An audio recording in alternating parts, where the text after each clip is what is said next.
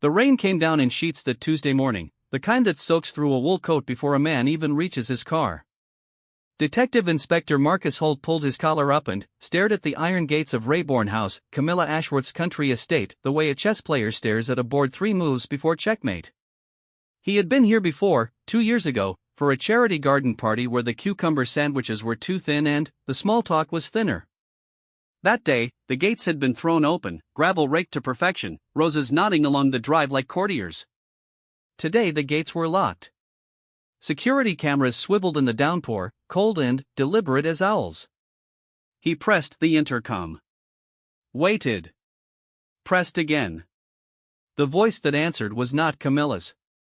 It was the voice of a man who had spent a career making people feel unwelcome on their own behalf, flat, clipped, deeply unimpressed. The estate is closed to visitors. Marcus held his warrant card up to the camera. Detective Inspector Holt, Metropolitan Palace Liaison Unit. I have a court-authorized search order. Open the gate, please. A long pause. The kind that means someone is making a phone call they know won't help them. The gate opened. It had started 6 weeks earlier, in a basement archive room beneath the palace that smelled of cedar and old velvet. Inventory curator Edna Marsh, 63 years old, half-moon glasses, the institutional memory of the entire crown jewelry collection, had been conducting her quarterly audit when she stopped at drawer 17. She checked her ledger. Checked the drawer again. She was not a woman given to dramatics. She had catalogued storm damage, documented loans to foreign heads of state, once calmly noted a significant Edwardian brooch left in a coat pocket by a visiting prime minister. She uncapped her pen and wrote, in her small precise hand, * drawer 17, 4 items unaccounted for. Flagging for immediate review, * those 4 items were not any 4 items. They were the Harwick stones, 3 sapphire and diamond pendants and 1 oval emerald ring, originally commissioned by Queen Charlotte in 1789, worn at every major state occasion for 2 centuries, valued by Sotheby's at somewhere in the region of £11 million, and, more to the point, due to be displayed at the upcoming Diamond Jubilee Heritage Exhibition in 3 weeks' time. Edna filed her report. The report went to the Lord Chamberlain's office. The Lord Chamberlain's office quietly contacted the Palace Liaison Unit. The Palace Liaison Unit quietly contacted Marcus Holt. And Marcus, who had spent 14 years working exactly these kinds of cases, the ones that could not become scandals, the ones that required discretion sewn so tight it might as well be invisible thread, had spent the following 6 weeks pulling on every thread available to him without making a single thing visible. What he found, when he pulled, surprised him. Not because the evidence pointed where it pointed. Marcus had learned long ago that evidence, like water, finds the path of least resistance regardless of who lives at the end of it. What surprised him was the shape of the thing. The access logs. The dates. The particular overlap of opportunity and motive that kept resolving, no matter how many times he mapped it differently, to one address. Rayborn House. The estate of the Honorable Camilla Ashworth, 61, former lady-in-waiting, philanthropist, patron of 4 charities, widow of the late Sir Geoffrey Ashworth, and a woman who had spent 40 years moving through the very highest circles of royal life with the practiced ease of someone who had never once considered that the door might close on her. Marcus was not a man who enjoyed this part of the job. He was not, more to the point, a man who could afford to be wrong about it. He had spent the last 2 weeks building a case the way a watchmaker builds a movement, not quickly, not casually, every gear checked before the next one was added. He had the access logs. He had a partial witness account from a junior curator who had seen a woman matching Camilla's description in the archive corridor on a date she had no official reason to be there. He had financial records that showed 3 overseas wire transfers to an antiquities dealer in Geneva in the months following the jewel's disappearance. He had enough, the Crown Prosecution Liaison had told him carefully, to justify a search. Not enough, yet, for an arrest. The distinction mattered more in cases like this than in almost any other kind. He walked up the drive behind a junior constable named Priya, who was taking in the estate with the controlled expression of someone who had been told not to look impressed and was finding it a significant effort. The house was Georgian, white and honey-pale, with tall sash windows that caught the gray light and gave nothing back. The grounds ran to perhaps 40 acres. A stable block stood to the east, converted to guest accommodation years ago. 3 cars in the motor court: a Range Rover, an older Mercedes, and a small red Fiat that looked out of place in the way a paper cup looks out of place at a formal dinner. The front door opened before they reached the steps. Camilla Ashworth was not what people expected when they pictured a woman at the center of a royal jewelry investigation. She was not furtive. She was not dramatic. She was tall, immaculately presented in a cream blouse and dark trousers, silver hair set with the kind of effortless precision that costs significant money to achieve, and she was regarding Marcus with an expression that managed to be simultaneously cooperative, slightly pained, and entirely composed, the expression of a woman who had spent a lifetime navigating rooms where one wrong word could end a career, and who had no intention of making that error now. Detective Inspector. Her voice was warm, unhurried. I was wondering when this visit would come. That stopped him. He kept his face neutral. Were you? I've been hearing things. One hears things. She stepped back from the door. Please come in. Both of you. I'll have tea made. Marcus stepped into the entrance hall. Marble floors. A chandelier. Portraits running up the staircase, old money made visible. He noticed a door to the left standing slightly ajar, the edge of a desk visible, papers on it. He noted it without looking at it directly. I need to be clear about the scope of the warrant, he said. It covers the house, the outbuildings, and any locked storage on the property. We'll need full access. Of course. She said it the way people say of course when they mean nothing of the sort, but have calculated that resistance costs more than compliance. My solicitor is on her way. I'd prefer if you waited. The warrant doesn't require us to wait. A very slight pause. The first fracture in the composure. No. I suppose it doesn't. What Marcus had not told Camilla, what he had not told anyone except Priya and the 2 senior constables now moving around the back of the property to cover the outbuildings, was what had broken the case open in the first place. It had not been the financial records. It had not been the witness account. It had been something much smaller, much stranger, and much more human than either. A pen. Specifically, a fountain pen, an antique black and gold Conway Stewart, the kind that had not been manufactured for decades, found wedged behind a radiator in the archive corridor during routine maintenance 3 weeks ago. The pen had been examined as a matter of course. The ink inside it had been tested. And the ink matched, precisely and specifically, the formulation used by the Palace Archives between 1978 and 1994, an old stock Prussian blue that had been discontinued.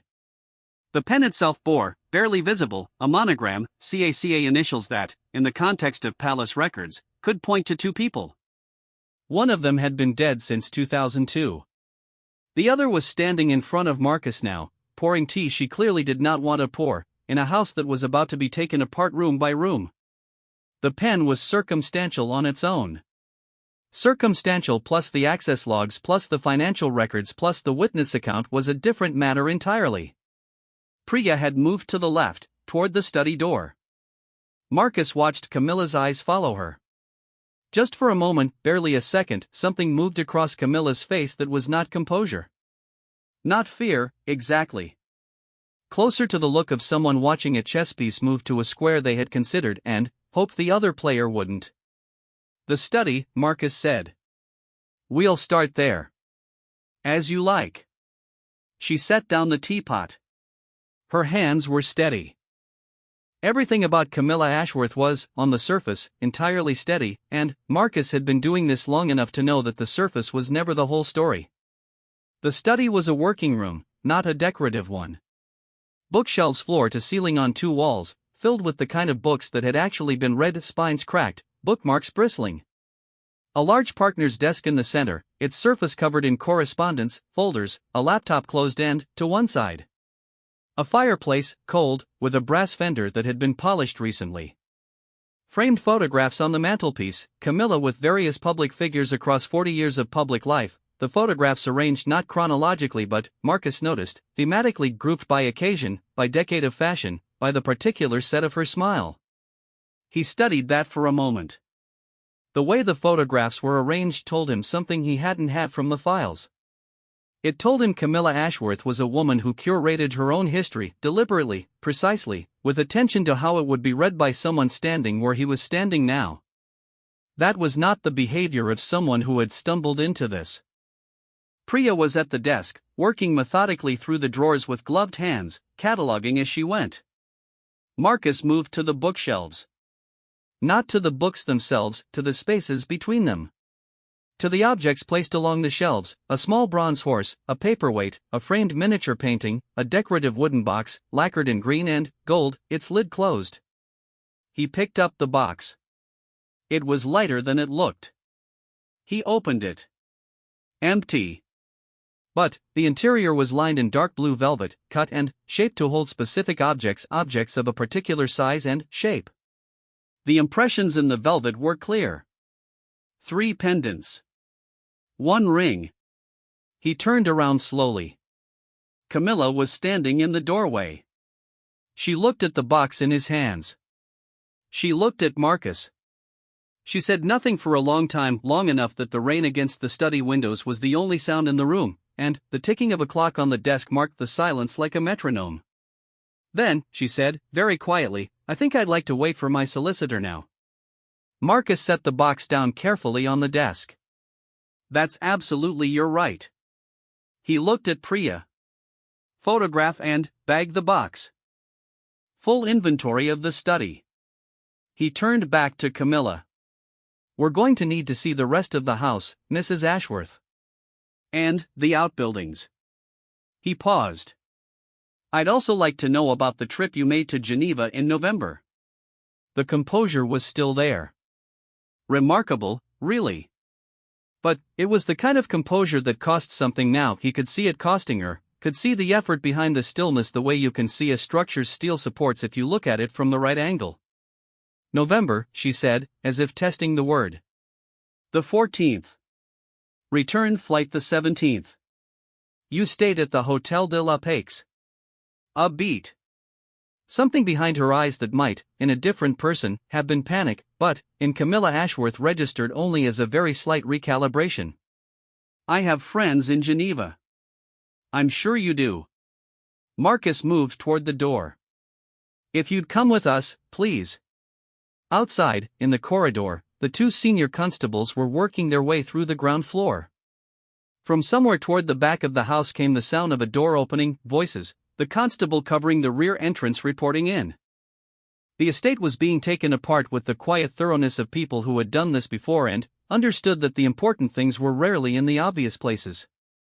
Marcus walked through Camilla's house and felt the weight of it, not just the physical weight of the place, the stone and timber and history of it, but the other weight, the one that comes when a very long game is finally, visibly, ending. He had no pleasure in this. He had never had pleasure in this kind of work. What he had was the same thing he'd always had, the need to know the shape of a thing completely, to account for every piece, to make the picture hold. The jewels were not in the house. He knew that before they finished the ground floor. Not from any dramatic revelation, from the absence of one. The box was in the study. The box was empty. Camilla had looked at the box with the expression of someone who had expected it to still be empty. There was a difference between the expression of someone whose hiding place had been found and the expression of someone who had moved the thing already. He had seen both enough times to tell them apart. The jewels had been moved. When, and to where, and whether they had already left the country, those were the questions that were going to determine how the next 72 hours went. He stepped outside into the rain, pulled out his phone, and made a call to the Port Authority liaison. While it rang, he watched the stables at the end of the drive, where 2 constables were pulling open the large wooden doors. He was still watching when one of them turned and walked back toward him, faster than the rain warranted, with the particular expression of someone who has found something they weren't expecting but that changes everything. Marcus ended the call before it connected. The constable reached him, slightly breathless, water running off the brim of his cap. "Sir." "In the stables. Back stall. You'll want to see this yourself." Marcus put his phone away and walked toward the stables. Behind him, he heard Camilla say something to Priya, something low and controlled that he didn't catch. He didn't turn around. He kept walking. Some pieces, when they finally settle into place, make a sound. Not a real sound, not something you'd catch on a recording. Something closer to the feeling of a lock engaging, a vault closing, a door that was always going to shut finally shutting. He heard it now, crossing the wet gravel toward the stable doors, the rain coming down around him like it had been waiting for exactly this. The back stall smelled of old hay and motor oil and something else, something faintly chemical, the kind of smell that belongs in a laboratory rather than a stable block. The horses had been gone from Rayborn House for years, the stalls converted to storage in the quiet, gradual way that large country properties absorb their own abandonment. Garden equipment along the west wall. Flat-packed timber and paint cans stacked near the entrance. Riding tack hanging from pegs along the back, dusty and stiff, leather cracking at the buckles. The back stall itself was separated from the others by a plywood partition that had been added at some point in the last decade, newer than the rest of the structure, slightly too clean, the wood not yet gray with age. The partition had a door fitted into it, padlocked. The padlock was open. One of the constables, a tall young man named Redfield who was trying very hard not to look as though he'd found anything significant, was standing back from the partition door, which stood open, waiting. Marcus stepped through. The space behind the partition was roughly 4 meters by 3. Concrete floor, sealed and relatively clean. A folding table against the far wall. On the table, a laptop, closed. 3 archive boxes stacked beside it, lids on. A portable LED work lamp, currently off, plugged into a discrete extension cable that ran under the partition and back toward the main stable block where, presumably, it was connected to a socket with no official purpose. And, on a shelf above the table, a shelf that had been added to the wall with screws and a drill. Recently, the plaster dust still pale in the cracks, 4 items in individual conservation bags, each one sealed, labeled in small neat handwriting. The handwriting was not Camilla's. Marcus had spent enough time with her correspondence in the preceding weeks to recognize her hand. This was someone else's, smaller, more technical, the labels written with the precision of someone trained in archival handling. He leaned in without touching. The bags were transparent. He could see the objects inside clearly enough. 3 pendants, sapphire and diamond, settings he recognized from the inventory photographs Edna Marsh had provided 6 weeks ago. 1 ring, oval emerald, 18th century, the gold of the band darker and richer than modern alloys. The Harwick stones. 11 million pounds in conservation bags on a wooden shelf in a converted horse stall, in the rain, on a Tuesday morning. Marcus stood very still for a moment. Outside, he could hear the rain continuing its indifferent commentary. He could hear Priya's voice from somewhere in the house, level and professional, managing Camilla and the situation with the competence he'd come to rely on. He could hear, faintly, the crunch of gravel as another vehicle came up the drive, the solicitor, most likely, arriving too late to prevent anything but, early enough to complicate the next several hours in the ways that solicitors reliably do. He turned to Redfield. Nobody touches those bags until forensics arrives. Nothing in this room moves. I want this space sealed and documented photographically before anything else. He paused. And, call Edna Marsh at the Palace Archive. Tell her we've found the items. Don't give her any detail, just tell her they've been located and are secure. Redfield nodded and stepped out, speaking quietly into his radio. Marcus stayed in the room a moment longer. He was looking at the laptop. The laptop was closed, but there was a small yellow sticky note adhered to its lid, the kind that comes in a cube from any stationery shop, the most ordinary thing in the world.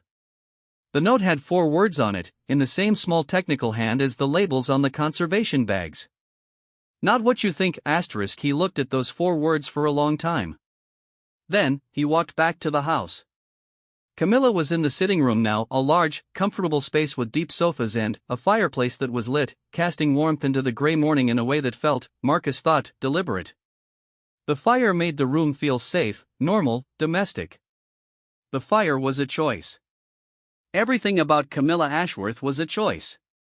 Her solicitor, a woman named Diana Forrest, compact and sharp-eyed, briefcase in hand, was seated beside her, already talking quietly into her ear. They stopped when Marcus came in. Both women looked at him with the particular attentiveness of people who have been waiting for the thing that changes the conversation. "We've found the jewels," Marcus said. "In the stable block. Back stall. For items matching the Harwick collection inventory, stored in conservation bags." He sat down in the chair across from Camilla. "They appear to be in good condition." Camilla's expression did something complicated. The composure was still there, it was structural for her by now, built so deep it would probably outlast everything else, but, underneath it, something moved that wasn't guilt and wasn't relief exactly. Something closer to the expression of a person who has been carrying a very heavy thing for a very long time and has just been told they can set it down, but isn't yet sure the floor will hold. Diana Forrest put a hand briefly on Camilla's arm. "My client has no comment at this, that's quite all right," Camilla said. Not to her solicitor. To Marcus. "I'd like to explain." "Camilla." Diana's voice was careful. "I'd strongly advise." "I know what you'd advise, Diana." Still looking at Marcus. "I'd like to explain." Marcus said nothing. He had learned over 14 years that silence, deployed correctly, was the most powerful instrument available to him. He settled in the chair and waited. Camilla clasped her hands in her lap. Looked at the fire for a moment.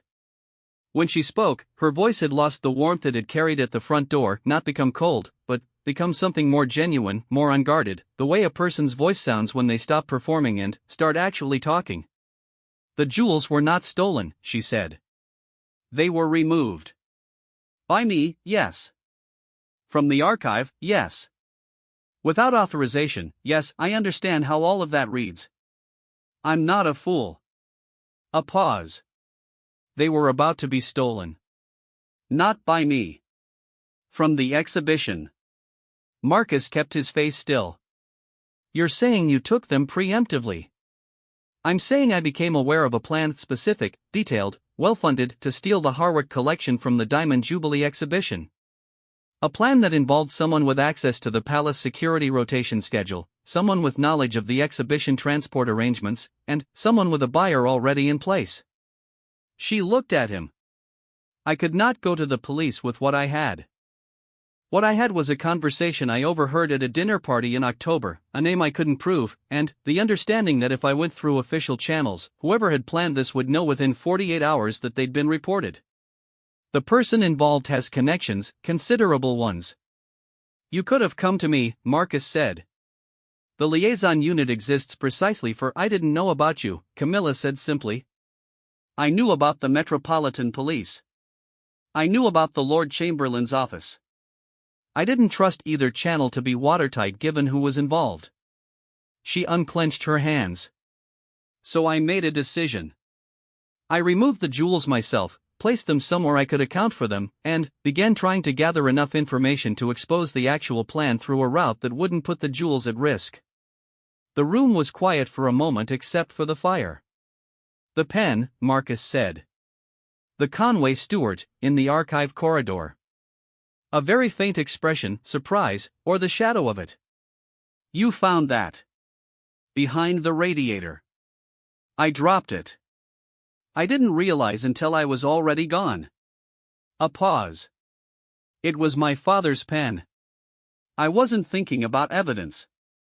I was thinking about whether the camera at the end of the corridor was on its usual cycle." She said it matter-of-factly, without apology. "It was. The Geneva trip. The antiquities dealer you tracked is someone I was using to verify the buyer's identity. Not to sell anything, to confirm who was intending to buy. His name is Laurent Mercier. He operates as a legitimate dealer and, as a great deal else besides. The name I heard at the dinner party pointed to him as the intermediary. I needed independent confirmation before I could bring it to anyone." Marcus looked at her for a long moment. "You're describing a parallel investigation." "I'm describing a woman who spent 40 years watching how power protects itself and made a calculation about the most effective way to protect something that mattered." She met his eyes steadily. "I could be wrong. I might be entirely wrong." "You're going to investigate and find out." But the jewels are intact.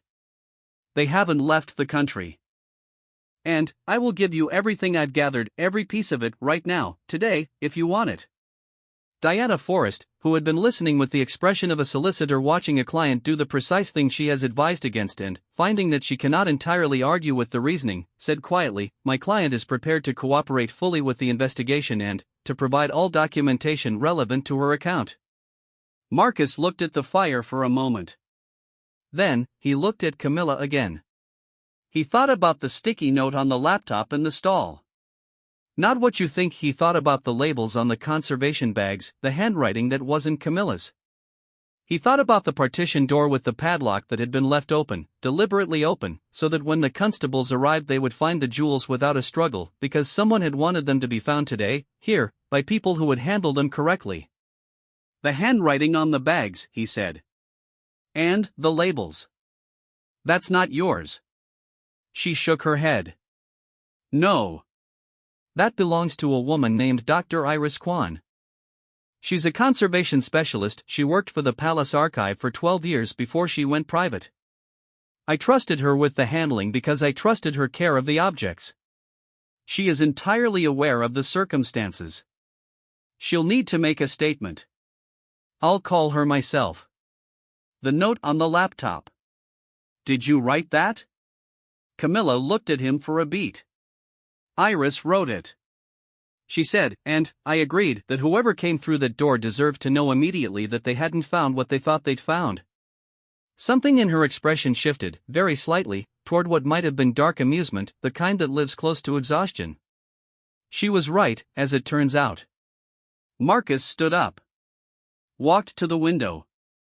The rain was beginning to ease, the gray lightning fractionally toward the east where a break in the cloud was working its way across the sky with the unhurried patience of weather that has nothing to prove. He could see Priya in the courtyard below, directing the forensics team as their van pulled through the gate. He could see Redfield holding an umbrella over the stable block entrance with the expression of a man who has not yet been told what exactly he is guarding. He thought about Edna Marsh in her basement room with her half-moon glasses and her ledger, noting the absence of 4 items with the same steady precision with which she noted everything else. He thought about Camilla Ashworth at a dinner party in October, glass in hand, face composed, overhearing something she was not meant to hear and making, in the space of perhaps 30 seconds of overheard conversation, a decision that had brought all of them to this gray Tuesday morning in the rain. He thought about the name she hadn't said yet. The name from the dinner party. The name that led to Geneva. He turned back from the window. "The name," he said. "The person whose plan you overheard. I need it." The composure held. But, beneath it, for the first time since he'd walked through the gate, he saw something that looked like genuine apprehension, not for herself, he thought. For something else. The specific apprehension of a person who has been protecting information and is about to stop protecting it, who knows that the moment it leaves their keeping it becomes something they can no longer control. "If I give you that name," Camilla said carefully, "things will move very quickly in directions that will be difficult to manage. For a number of people." "That's not your concern at this point," Marcus said. "It's mine." Another pause. The fire crackled. Outside, the forensics team's voices drifted up from the courtyard, businesslike and unhurried. "His name is Edward Crane," Camilla said. "He has a seat in the House of Lords. He chairs 2 of the charitable foundations I've served on for the last decade. He was at the dinner in October because his wife and I have been friends since we were 19 years old." She paused. "And he has been selling access to private royal collections to overseas buyers for at least 7 years.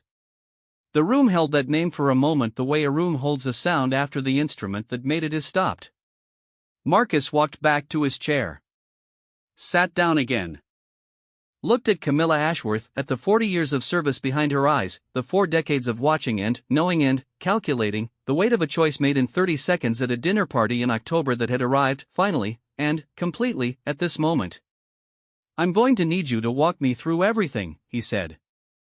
"From the beginning. Every conversation, every document, every wire you can trace." "I know." She looked at her solicitor.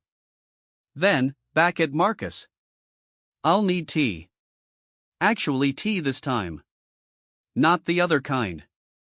He almost smiled. Didn't, quite. We'll arrange that. The next 4 hours unwound with the particular texture of days that change things, not dramatically, not with the kind of noise that makes headlines before the facts are in, but quietly, thoroughly, in the way of work that matters and knows it. Camilla talked. Dr. Iris Kwan arrived and talked. Documents came out of places. Documents had been kept very carefully indeed. Marcus listened, and Priya took notes, and the forensics team worked the stable block with the systematic patience of people who have learned that thoroughness is its own reward. The Harwick stones were transported from Rayborn House at 3:17 in the afternoon, in a secure courier vehicle with a Palace Archive escort. Edna Marsh herself, who had driven out from London in a car she'd called for before Marcus even rang her back, because Edna Marsh had been doing this for 41 years and knew that sometimes you needed to see the thing with your own eyes to trust it was real. She stood in the stable block in her coat and her half-moon glasses and looked at the conservation bags on the shelf and said, in her small precise voice, "Well, there they are." She looked at Marcus. "Dr. Kwan did the bagging?" "Yes." "Good." She was always thorough. She turned back to the shelf. "Right then. Let's get them home." Lord Edward Crane was arrested the following morning at his London townhouse at Georgian Terrace in Belgravia, 3 streets from the palace, the irony of which did not escape anyone involved.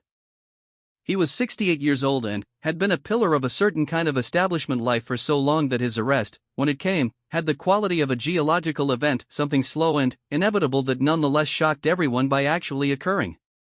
His buyer, a private collector in Zurich, was identified through the records Camilla had gathered from Laurent Mercier in Geneva, records that, once the Swiss authorities were involved, proved considerably more complete than anyone had hoped. 2 further transactions, involving items from other private collections across Europe, were opened as additional investigations. These things tend, when they begin to unravel with an enthusiasm that surprises everyone except the people who pulled the first thread. Marcus sat in his office on the Friday evening, the case files open on his desk, the building around him quieting as people went home to the weekends they'd been postponing all week.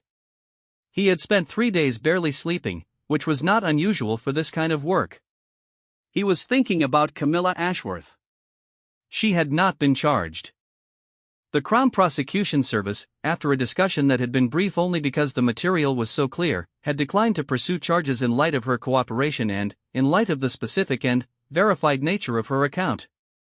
She had broken the law, she had removed items from the archive without authorization, she had withheld information from authorities. Those facts were on record. The decision not to prosecute them reflected other facts equally on record. The jewels were recovered undamaged, the actual criminal operation behind their removal had been exposed and dismantled, and the evidence she had gathered had cracked open 7 years of criminal activity that the relevant authorities had not previously known existed. Pragmatism, dressed in the language of the public interest, wearing a very well-fitted coat. Marcus thought about the note on the laptop. Not what you think. He thought about Iris Kwan writing it and sticking it to the lid, a small act of communication with an unknown future investigator, a stranger who would walk through a door and need to understand immediately that the story had more than one layer. He thought about the look on Camilla's face in the stable block doorway, watching him hold the empty box. Not the look of a thief who'd been caught. The look of someone watching a slow-moving disaster they had engineered a solution to, hoping the solution was going to be enough. It had been. Just. He closed the file. Put his coat on. The office was empty now except for the sound of the city outside, London doing what London does, enormous and indifferent, full of histories that never fully surface, full of locked rooms that stay locked for decades and, then, on some grey Tuesday morning, don't. He turned off the desk lamp. Walked out. Let the door close behind him. The Harwick stones went on display at the Diamond Jubilee Heritage Exhibition 12 days later, slightly behind schedule, the delay attributed in the official communications to transport logistics, which was true in the way that all carefully chosen words are true.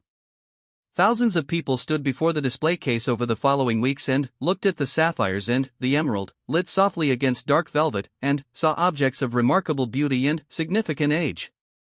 Saw craft and history and the particular shimmer of things that have survived the years they were made in by a very long distance.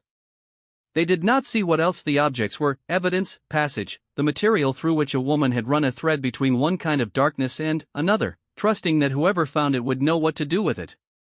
They did not see any of that, because display cases do not show that kind of thing.